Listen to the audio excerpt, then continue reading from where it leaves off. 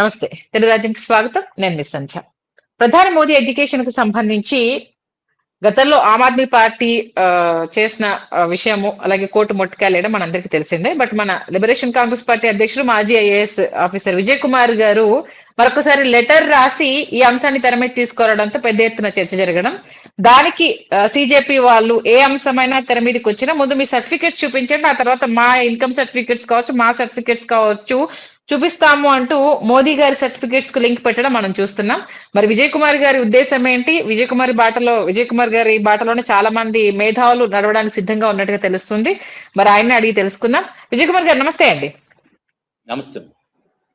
ఏంటి అసలు దేశ ప్రధాని ఎడ్యుకేషన్ సర్టిఫికేట్స్ క్వాలిఫికేషన్ గురించి ఎందుకు మళ్ళా మీకు క్వశ్చన్ చేయాలని అనిపించింది?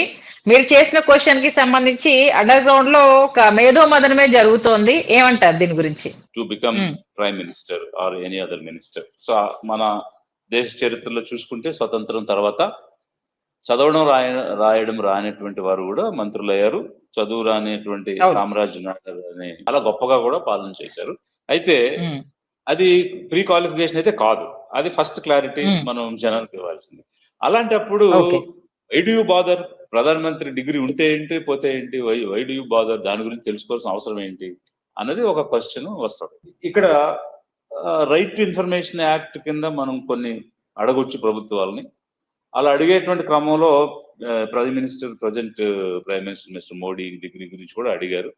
అడిగినప్పుడు అది ప్రైవేట్ ఇన్ఫర్మేషన్ కదా, మీకేం సంబంధం అని కోర్టు కూడా చెప్పింది. తర్వాత it has become a public information. ఎలా? In the election affidavit every contesting candidate shall give information about themselves. So నేనేంటి, నేను ఎక్కడి నుంచి వచ్చాను, నా బ్యాక్గ్రౌండ్ ఏంటి, నేనేం చదువుకున్నాను, నాకు ఏం ఆస్తులు ఉన్నాయి, నాకు ఎన్ని రకాలైనటువంటి క్రిమినల్ కేసులు ఉన్నాయి, కన్విక్షన్ జరిగిందా లేదా, ఇట్లాంటివన్నీ కూడా ఎఫిడవిట్ లో పొందుపరచాలి. That affidavit will become a public document. So when it becomes a public document, public will have an access and public will have a leeway. అంటే వాళ్ళు అడగడానికి వాళ్ళకి ఒక స్టేక్ అనేది డెవలప్ అవుతుంది. Because it's become a public document. When the purpose behind making a document public document is to give a stake to the people to ask anything about it. ఆ రకమైనటువంటిది ఉంది కదా. అందుకనే మీరు పబ్లిక్ డాక్యుమెంట్ లో degree గురించి, post graduation గురించి మాట్లాడి ఉన్నారు కాబట్టి అవి ఏమిటి చెప్పండి అని అడగాల్సిన పరిస్థితి వచ్చి మేము అడిగాం. అందుకోసం నేను లెటర్ రాశాను. అది చాలా మంది చర్చిస్తున్నారు. అందులో భాగంగా నేను కూడా నేరుగా చీఫ్ జస్టిస్ ఆఫ్ ఇండియాకి ఇది మాకు తెలియజేయమని వారికి తీసుకోమని రాయడం జరిగింది. అయితే ఈ అంశానికి సంబంధించి మా స్టూడియోలో ఒక 2 రకాల డిస్కషన్ జరిగాయి విజయ్ గారు. ఒకటి ఏంటంటే చింతా రాజశేఖర్ గారు ఇలా విజయ్ గారి బాటలో ఒక్కొక్క విలేజ్ నుంచి 200 లెటర్స్ చీఫ్ జస్టిస్ కి వెళ్తే అవి కొన్ని వందల వేల లెటర్స్ వెళ్ళినప్పుడు ఈ చిరాకేంట్రా బాబు, మనం దీని గురించి విచారణ చేయండి అనేసన్న ఒక వాదనని తీసుకొచ్చారు. లేఖలు రాయడం వల్ల పెద్ద అయ్యేదేమి ఉండదు, అదేదో చిన్న వార్త అవ్వడం తప్పితే అంటూ భరద్వాజ్ గారని ఇంకో సీనియర్ పొలిటికల్ అనలిస్టు 2 రకాల డిస్కషన్స్ ని ముందు పెట్టడం జరిగింది. దీని గురించి మీరేమంటారు? డెఫినెట్లీ. అంటే ఇప్పుడు ఒక లేఖ రాసినంత మాత్రాన దానికి ఫలం దొరుకుతుంది అని చెప్పలేము. But at the same time supreme court ఒక కాన్సెప్ట్ తెచ్చింది. ఏంటది? పబ్లిక్ ఇంట్రెస్ట్ లిటిగేషన్ అని. ఎందుకు తెచ్చింది అంటే అందరూ అన్ని విషయాల గురించి న్యాయం కోసం పోరాడలేరు. కొన్ని పబ్లిక్ ఇంట్రెస్ట్ ఉండేటువంటి అంశాలు ఉంటాయి. అది ఎఫెక్ట్ అయిన పార్టీయే కాదు, ఎవరైనా కూడా దాని గురించి మాట్లాడవచ్చు. Because it is related to public at large అన్న కాన్సెప్ట్ తెచ్చింది. సో అందులో భాగంగా ఇప్పుడు రాజశేఖర్ గారు చెప్తున్నట్లుగా 100,000 మంది గనక దీని గురించి మాట్లాడితే that becomes a public interest.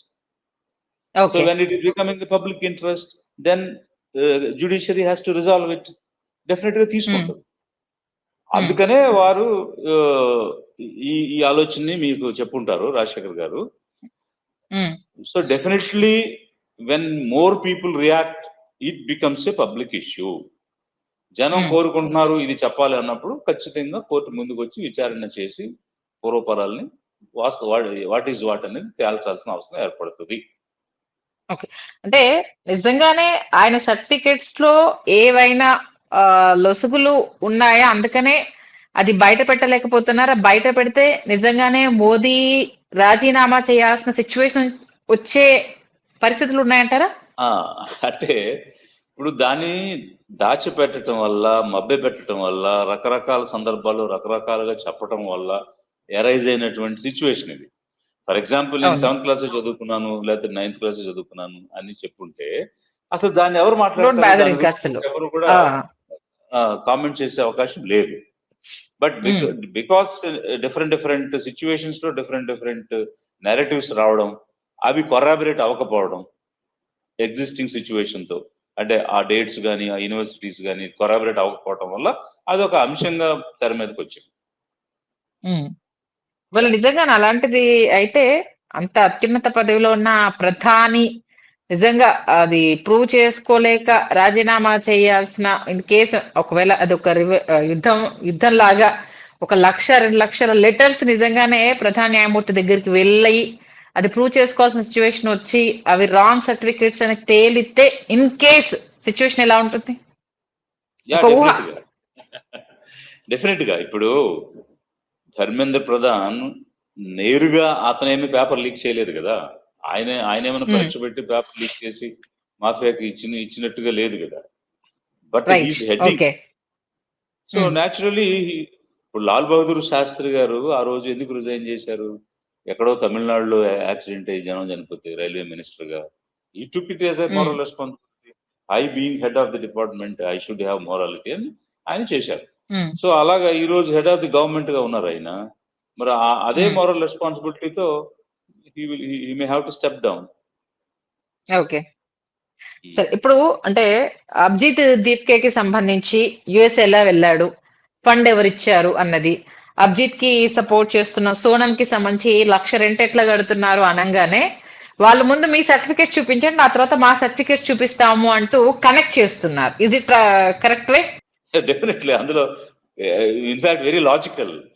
First of all okay. Ajit బోస్టన్కి వెళ్ళి చదువుకుంటున్నాడు ఫర్ ఎగ్జాంపుల్. అవును. అతనికి ఉమ్. తెలియదు కదా చీఫ్ జస్టిస్ కాక్రోచ్లు అంటాడు యూత్నని. అప్పుడు అవును. ఏంటి ఇలా మమ్మల్ని కాక్రోచ్లను అవమానించారు అని ఇతను హర్ట్ అవుతాడని ఫీల్ అవుతాడని, లేకపోతే ఉమ్. ఆ ఒక మూమెంట్ డెవలప్ చేద్దామని అతనే అనుకోలేదు కదా. అంటే నాకు తెలిసిన సమాచారం ఉమ్. ప్రకారం చెప్తున్నాను. సో అతను ఉమ్. కూడా అనుకుని ఉన్నాడు కదా.